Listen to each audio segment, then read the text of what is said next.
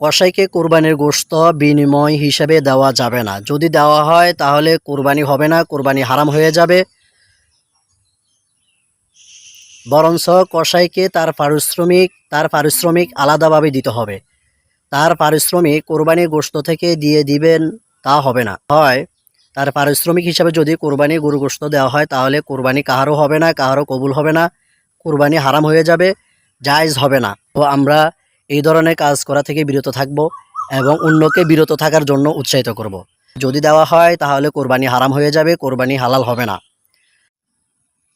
হ্যাঁ, তাকে কোরবানি গরু গোশত দেওয়া যাবে, গরিব হিসাবে তাকে সওয়াবের আশায়, তাকে বিনিময় হিসাবে দেওয়া যাবে না। সওয়াবের আশায় গরিবদের ন্যায় তাকেও গরু গোশত দেওয়া যাবে গরিব হিসাবে, কিন্তু বিনিময় হিসাবে না। সে কষ্ট করলো, সে গরু কাটলো, জবাই করলো, ইত্যাদি ইত্যাদির কারণে যদি বিনিময়ের কারণে তাকে কোরবানি গরু গোশত দেওয়া হয় তাহলে কোরবানি হালাল হবে না, হারাম হয়ে যাবে।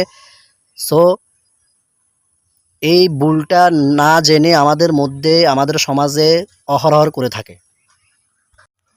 এই জন্য ভিডিওটি বেশি বেশি শেয়ার করবেন, যাতে করে মানুষ এই ভিডিওর মাধ্যমে, যাতে করে মানুষ জানতে পারে ও বিরত থাকতে পারে এই ধরনের হারাম কাজ থেকে। ধন্যবাদ সবাইকে, সবাই ভালো থাকবেন, সুস্থ থাকবেন, জেনে শুনে কোরবানি করবেন। আল্লাহ হাফেজ।